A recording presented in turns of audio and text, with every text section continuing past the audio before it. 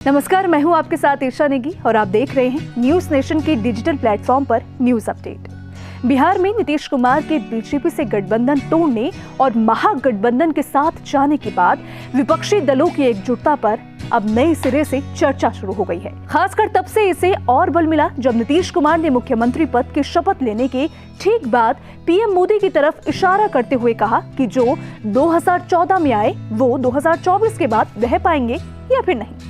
उन्हें 2024 की चिंता करनी चाहिए। 2024 में लोगों का मूड क्या होगा, इससे बड़ा सवाल ये है कि अभी लोगों का क्या मूड है। एक मीडिया सर्वे के हिसाब से अगर देश में आज लोकसभा के चुनाव होते हैं तो फिर बीजेपी के नेतृत्व वाले एनडीए की सरकार बनेगी, लेकिन उसे बिहार की राजनीति में हुए बदलाव के कारण थोड़ी बहुत सीटों का नुकसान हो सकता है। इस सर्वे के अनुसार अगर आज लोकसभा के चुनाव हुए तो 543 सीटों में से एनडीए को 286 सीटें, यूपीए को 146 सीटें, वहीं अन्य दलों को 111 सीटें मिलेंगी। सर्वे के मुताबिक अगर 1 अगस्त को यानी कि बिहार में सत्ता परिवर्तन से पहले चुनाव होते तो एनडीए को 307 सीटें, यूपीए को 125 सीटें और अन्य दलों को 111 सीटें मिलती। सर्वे के मुताबिक नीतीश कुमार से नाता टूटने के कारण बीजेपी को करीब 21 सीटों का नुकसान होता। ये तो आज की स्थिति है, लेकिन अब सवाल उठता है कि साल 2024 में क्या हो सकता है।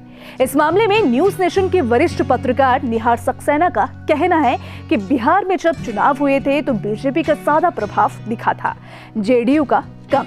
नीतीश कुमार की लोकप्रियता पिछले दिनों घटी है। इसके अलावा राजनीतिक समीकरण देखें तो जिन चिराग पासवान को बीजेपी ने साइडलाइन किया था, अब फिर से उनसे हाथ मिलाया जा सकता है। ऐसे में पिछड़ा वोट बीजेपी के पाले में आ सकता है।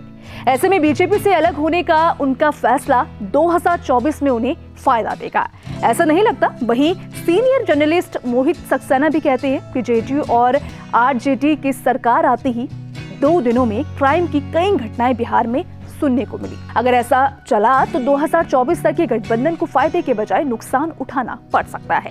बीजेपी को नीतीश के जाने से 2024 में नुकसान होने की संभावना फिलहाल नहीं दिख रही है। हालांकि अभी साल 2024 दूर है, अभी सही अनुमान लगाना मुश्किल है, लेकिन अगर राजनीति के प्रमुख मुद्दों के हिसाब से देखा जाए तो राम मंदिर का निर्माण भी साल 2024 तक पूरा होने की संभावना है।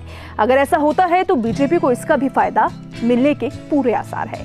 इस वीडियो में फिलहाल इतना ही। हमारे यूट्यूब चैनल न्यूज नेशन पर तमाम विषयों पर वीडियोस उपलब्ध है।